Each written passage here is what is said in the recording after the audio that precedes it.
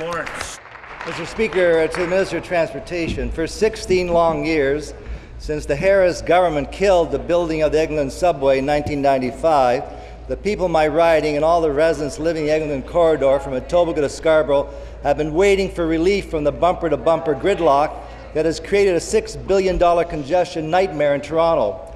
Last Thursday, the Premier and the Mayor of Toronto made the long-awaited announcement of a revised transit plan that will finally see the Eglinton Crosstown transit line built. Can the Minister please let us know the important details of this historic agreement with the City of Toronto? Thank you, Mr. Speaker. And I sincerely want to thank the member for Eglinton Lawrence for his promotion of this project, Mr. Speaker. He has been a consistent advocate for a line along Eglinton, and I'm happy to say we're turning the corner on that, Mr. Speaker.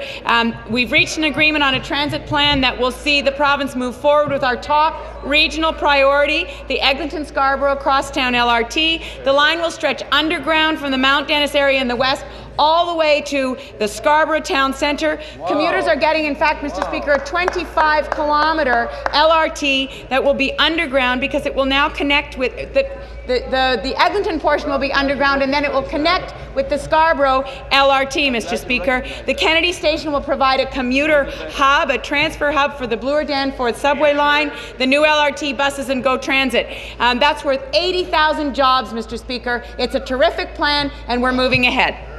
Supplementary. Thank you, Minister. On behalf of the residents of the Eglinton corridor from Scarborough all the way to Etobicoke, for this key $8.4 billion investment that will not only benefit transit riders, but also create over 80,000 good jobs for 10 years and get rid of the pollution in the heart of our city.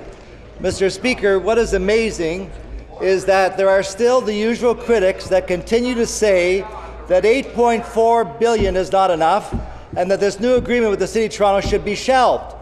Can't believe it. Mr. Speaker, through you to the Minister, how is it these same critics who opposed the building of the York University line, opposed the building of the air rail link from Union Station to the airport, still claim to be transit advocates when they also oppose this $8.4 billion investment in the Eglinton Crosstown LRT? How can these people— Thank you, Minister. Thank you, Mr. Speaker.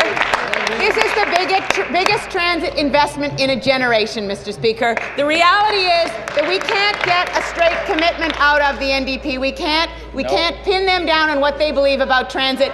The Conservatives, Mr. Speaker, basically filled in the hole that was dug on Eglinton in 1995 after they were elected. So the reality is we are playing catch-up because previous governments have not made the investments that needed to be made, Mr. Speaker. So this $8.4 billion, and Mr. Speaker, we have worked with the city.